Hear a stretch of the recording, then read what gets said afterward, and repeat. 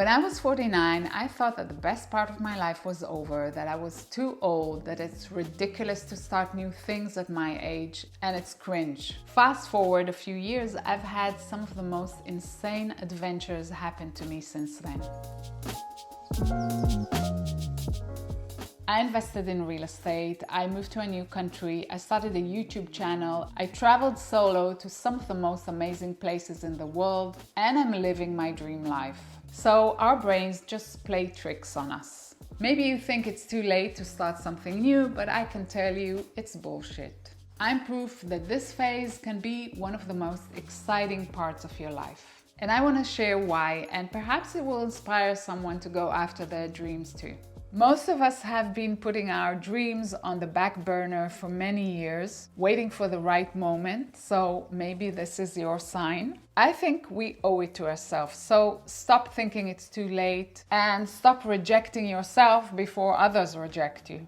The second thing you need to stop doing is holding yourself from speaking up. Let me share a little story with you. In one of my investment properties, I went one day to check on the progress of the construction. There was this wall that was built in the living room, especially for hanging the TV. The architect of the project designed the interior, and on paper it looked like a great idea. But when I saw it for the first time, I realized that it was blocking the light and it's creating a very dark corridor, and it would look so much better without that wall. Now, I was just a beginner in real estate. I was very insecure about anything to do with construction, and the wall was already built, so I had to speak up or else I'll have that wall blocking the view and the light forever.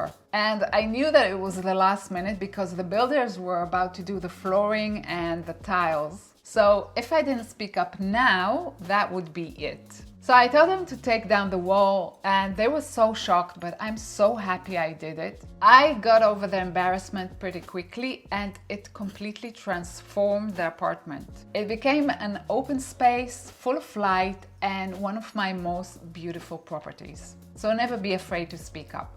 The next thing is to stop thinking that investing and money are boring. Seriously, so many of my friends just let their partners take care of all the finances, and that is just crazy, because what if something happens to your partner? Do you even know where all your investments are? Do you have all the passwords to your bank accounts? Do you know who to reach out to in case you need money now? You don't want to find yourself in a situation where something happened, like an accident, death, a divorce, and instead of being in the present moment emotionally, you have to scramble to get access to your money. These are horrible times to find out that you don't know what you need to know. So please stop pushing away anything that has to do with finances. It's not boring, it's survival. Next, stop being afraid to negotiate. It used to feel very awkward to me to negotiate. I felt very uncomfortable doing it. And for many years, I thought that negotiating skills is something you're just born with. But it turns out that it's a skill that you can actually learn. A few years back, I picked up a book called Never Split the Difference, and I can honestly say that this book changed my life and made me tens of thousands of dollars, negotiating property prices, getting paid better, and getting refund in tricky situations where you have like just 14 days to return or just 24 hours to cancel your booking. I just learned how to negotiate on the things that I think that I deserve. And it's a way that is so much better than just compromising in the middle and ending up feeling that you didn't get what you want. And you know what they always say, if you don't ask, the answer is always no. Next one is stop over-supporting your adult children. A study that came out recently shows that nearly half of American parents support their adult children, $14,000 a month on average, and more than 1/3 of the children that were supported were 25 or older. So it seems like in our day and age, cutting off all financial support from your adult children is outdated because of the cost of living crisis crisis that we're going through and because many people have been priced out of the real estate market. But supporting your adult children can be tricky if you're not financially secure yourself. It can affect your savings, and already 50% of American households say that they might not be able to cover some of their basic costs during retirement, and about 50% plan to keep working during retirement.